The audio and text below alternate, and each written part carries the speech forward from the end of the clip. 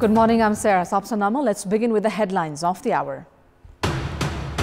The process of appointing office bearers at 2 commissions related to transitional justice stranded. Growing rift between ruling and opposition sides leaves victims feeling abandoned. Government move to hold university senate meetings at Darbar receives flag for allegedly fostering more irregularity. Madhesh Agriculture University crippled by political interferences.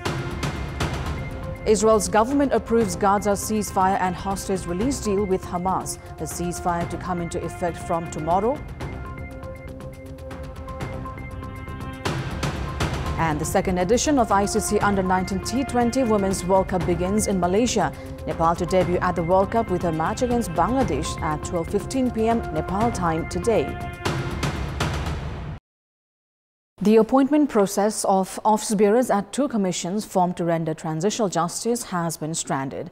The government had some time back formed a committee to make recommendations with a time frame of 2 months. However, it failed to deliver.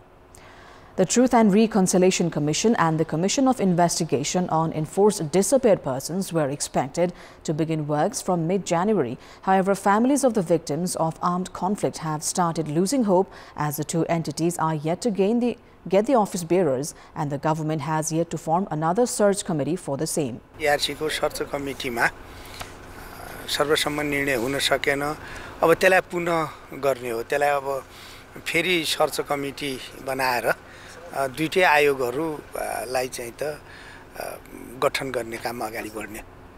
The 2 commissions are without officials since 2 years. Truth and Reconciliation Commission has more than 60,000 complaints to look at, and the Commission of Investigation on Enforced Disappeared Persons has more than 3,000 complaints. It was said that the 2 commissions would take additional complaints, if any, after amendment of laws. जब यो भंग भइसकेपछि हामीलाई चाहिँ अलिकति चिन्ता अलिकति निराशा लागेको छ र फेरि पनि राज्यले चाहने हो भनेपछि यो गर्न सक्नुपर्छ. गम्भीर अपराधका विषयहरुमा चारता बुझा थियो त्यो राजनीतिक सहमति भइसकेपछि अन्य काम गर्ने सवालमा चाहिँ त्यति अप्ठ्यारो छैन. राज्यले छिटो भन्दा छिटो यो विषयलाई चाहिँ टुंग्याउनु पर्छ. शान्ति आएको यतिका वर्ष हुँदा पनि अझैसम्म न्याय पाएको छैन. म जस्तै अरु फ्यामिलीहरु पनि हुनुहुन्छ अन्यायमा परेको त्यसको अहिलेसम्म न्याय पाउन सकेका छैनन्. यो नभन्दा फेरि चाहिँ यो न्यायिक प्रक्रिया नै यसले चाहिँ अवरुद्ध भएको छ र यो पीडितहरु झन् पीडामा पर्ने चाहिँ स्थिति सिर्जना भएको छ. The works of transitional justice has been stranded since 18 years as political parties have been found using it as an agenda to grab a hold of power. न्याय दिने कुरामा सबैभन्दा बढी कमिटमेन्ट राज्यको हुनुपर्ने हो. पोलिटिकल लिडर मेजर पोलिटिकल पार्टीका political लिडरको चाहिँ निकै कमिटमेन्ट हुनुपर्ने हो.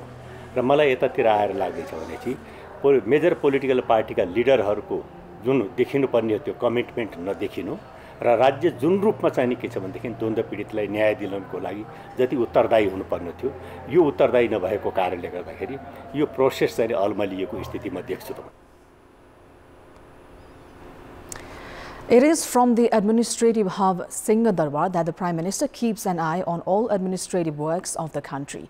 However, the office of the Prime Minister these days has turned into a centre for holding universities' Senate meetings.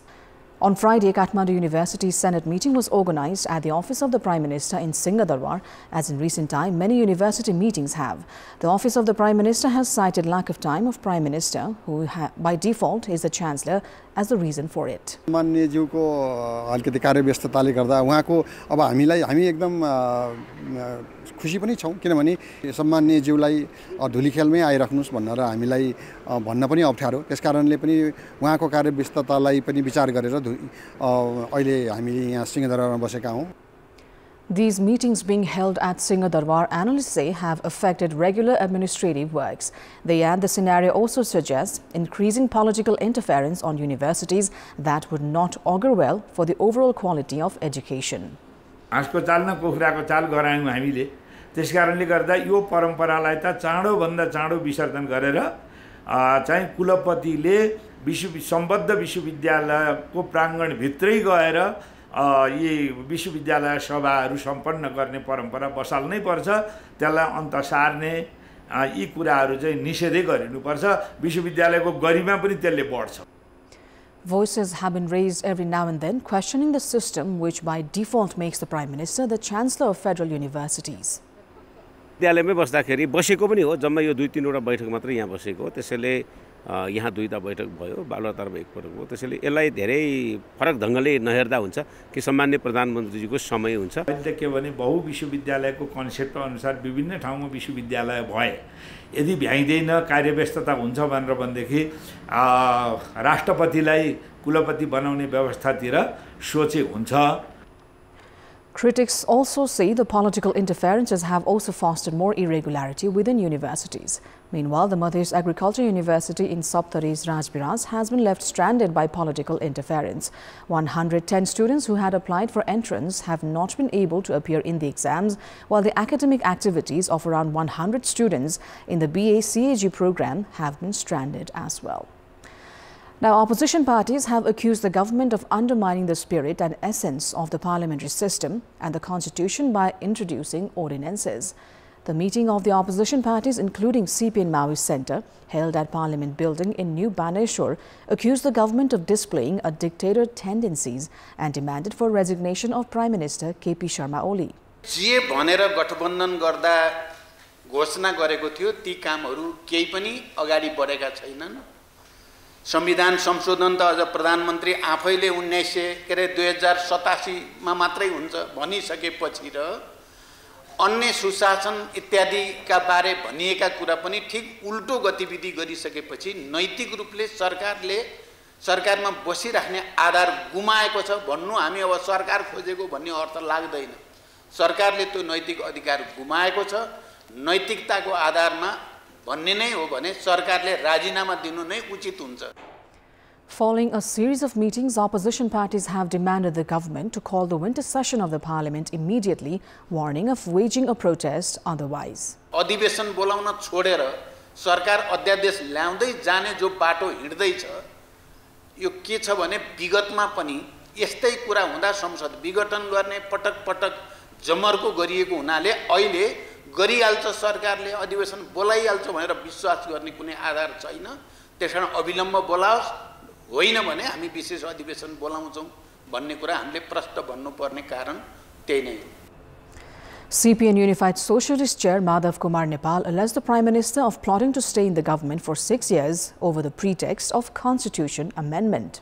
संविधान संशोधन गर्ने जस्तो विषयमा अरु कुनै पनि पार्टीसँग परामर्श गर्दै नगरिकन रातारात संविधान संशोधन गर्न नगरी नहुने के थियो विषय त? अनि त्यो किन अहिलेसम्म अगाडि बढ्दैन त?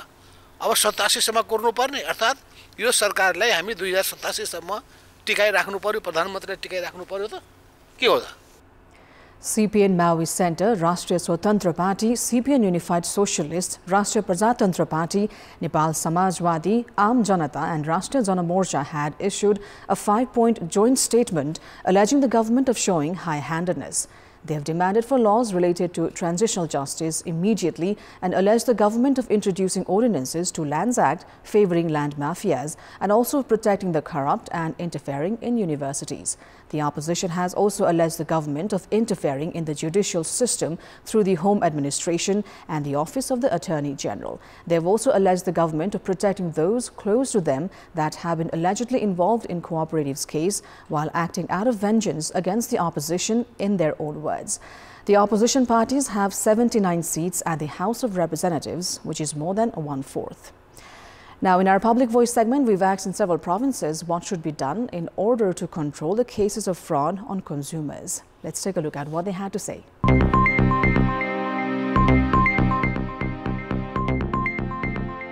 सम्बन्धित निकायले चाहिँ अब राम्रोसँग प्रपरली चाहिँ अनुगमन गर्नु पर्यो। उपभोक्ता आफै सचेत र सजग भएको खण्डमा उ निसन्देह ठगीबाट जोगिन सक्छ। उद्योगीलाई मात्रै नभइकन उपभोक्तालाई पनि हित हुने काम चाहिँ सरकारले गरिदिनु पर्छ। लुट्नुले लुटिरहेछन्, जसरी पनि हामी नै हो मर्कामा परिरहेको।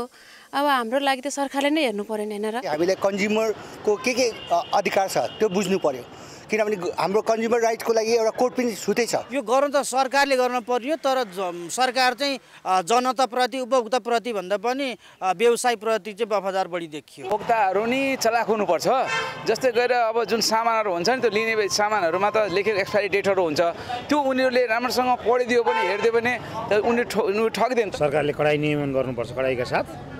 दोस्रो कुरा सम्भव भएसम्म मूल्य सूचीहरू सार्वजनिक गरिदिनुपर्छ। ठगी भइरहेको छ भनेर थाहा पाइसकेपछि चाहिँ कारबाही हुनु पर्यो। अनुगमन गर्ने बेला बेलामा।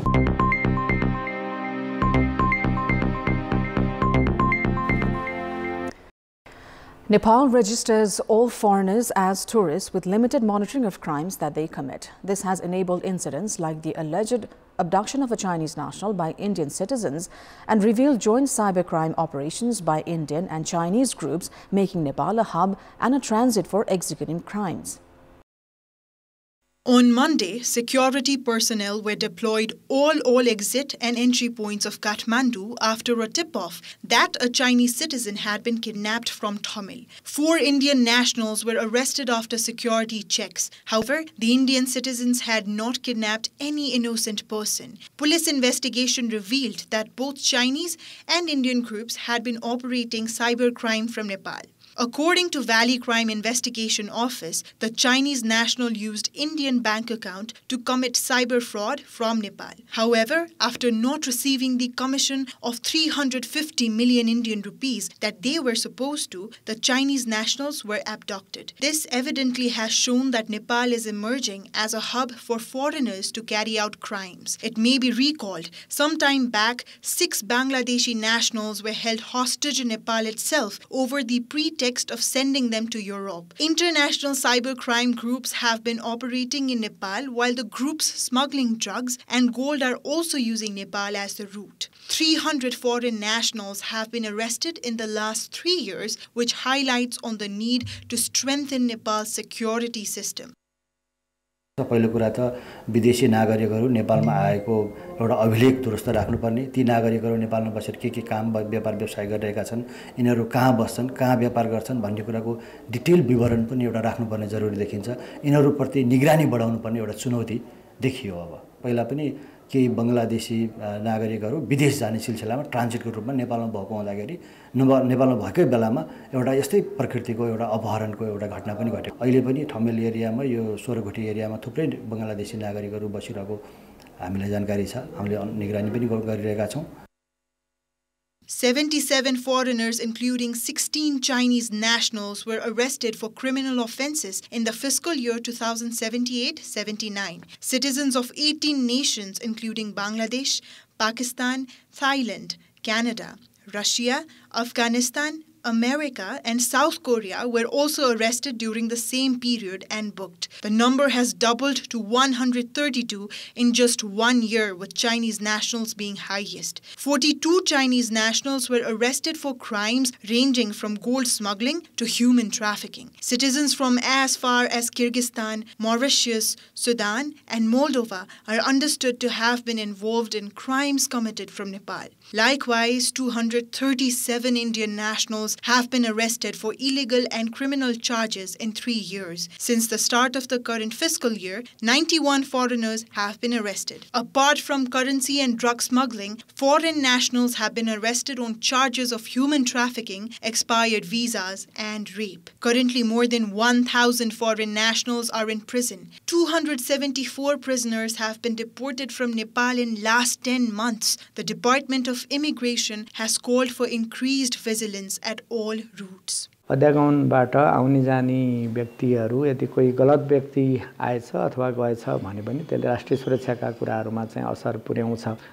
भिसाको म्याद छँदै यहाँ बसेर अवांछित गतिविधिहरूमा संलग्न हुने अथवा भिसाको अवधिहरू समाप्त भएका अथवा हाम्रा सीमानाकाहरू छलेर आएको कोही व्यक्तिहरू हुनुहुन्छ भने त्यस्ता व्यक्तिहरूलाई हामीले निष्कासन गर्ने काम गर्छौं। मैले यो वर्षको 10 महिनाको तथ्याङ्क पनि दिएँ, झन्डै 274 जनालाई त्यस्तो कारबाही गरिएको छ। It is time now for our segment Public Pulse, where you text us with your opinion.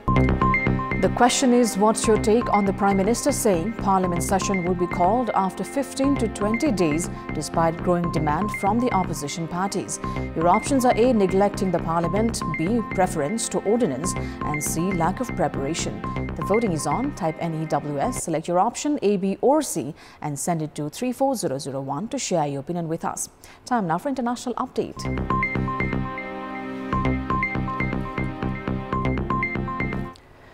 The full Israeli cabinet has approved the Gaza ceasefire and hostage release agreement.